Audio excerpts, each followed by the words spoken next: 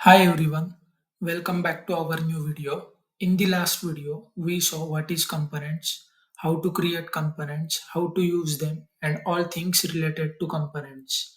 In today's video, we are going to learn about modules. So let's start the video. Let's start with the biggest question and confusion. Why app.module.ts file is replaced with app.config.ts file? So let's break down the answer. First, we will create project for our today's video.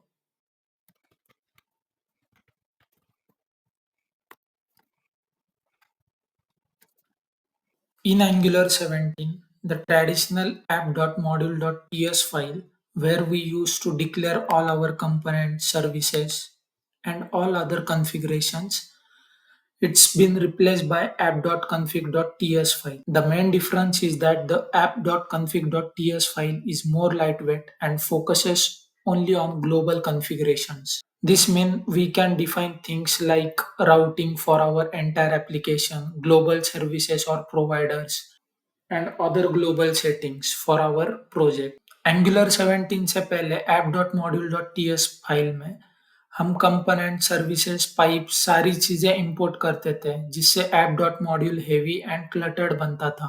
लेकिन अब angular ने module की complexity को simplify कर दिया है जिसमें configurations ज़्यादा मॉड्यूलर और फ्लेक्सिबल है। भले ही एंगुलर ने app.module.ts फाइल को रिमूव किया हो, फिर भी हम अपने ऐप को मॉड्यूल्स में कट करके डिवाइड कर सकते हैं।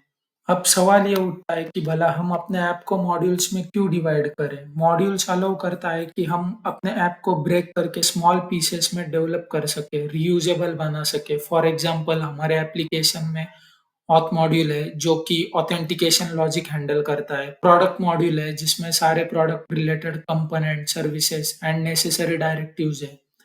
ऐप को मॉड्यूल में डेवलप करने से code easy to understand and maintainable बनता है। सारी चीजें मिक्सअप नहीं होती है। Biggest benefit of dividing our app in modules is जब हम कोई कॉम्प्लेक्स एप्लीकेशन डेवलप करते हैं तो लैंडिंग पेज लोड होने में ज़्यादा टाइम लेता है। लोडिंग टाइम को कम करने के लिए हम लेज़ी लोडिंग यूज़ कर सकते हैं, जिससे unnecessary components and modules load नहीं होते हैं एंड एज़ पर रिक्वायरमेंट सारे मॉड्यूल्स लोड होते हैं। अब हम अपना पहला मॉड्यूल टर्मिनल के थ्रू जनरेट करते हैं। मॉड्यूल जनरेट करने के लिए कमांड है ng जनरेट मॉड्यूल और मॉड्यूल का नाम। Once the module is created, you will notice familiar product.module.ts file inside your product folder. इस मॉड्यूल में हम प्रोडक्ट रिलेटेड सारे component, services and all other resources declare कर सकते हैं। मॉड्यूल फाइल के अंदर हमें दो इंपॉर्टेंट सेक्शंस मिलते हैं। First one is declarations where we declare all components related to this module. Second one is imports. Inside imports array, we can see common module.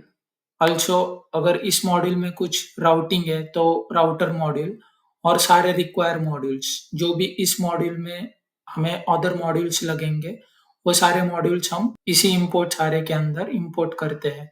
इस चीज को समझने के लिए हम एक कंपोनेंट बनाते हैं।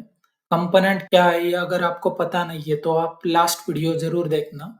लास्ट वीडियो में हमने कंपोनेंट्स के बारे में डिस्कस किया था।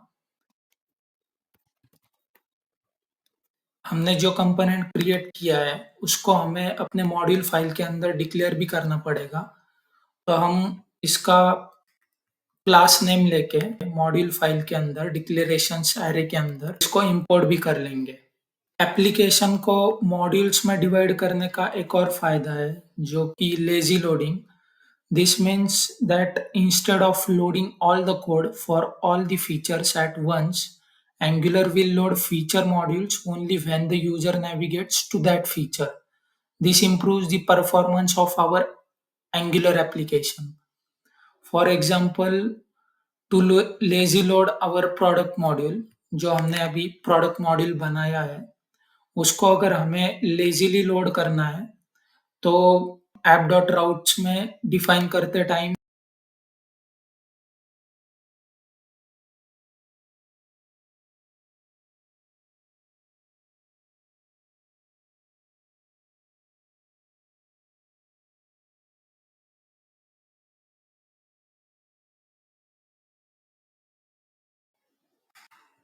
और इसको हम यहाँ से एक्सपोर्ट करेंगे और app.config फाइल में इसको ऑलरेडी इंपोर्ट किया हुआ है।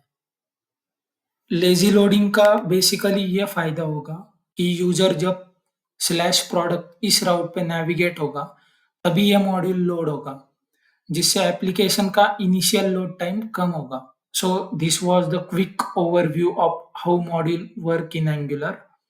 The purpose of new app.config.ts file and how you can still divide your application into feature modules to keep it organized, scalable, and high performing. If you like this video and want to see more content on Angular and web development, don't forget to like this video and subscribe. Also hit the bell icon so you never miss an update. See you in the next video where we will dive deeper into Angular's advanced features. Thank you.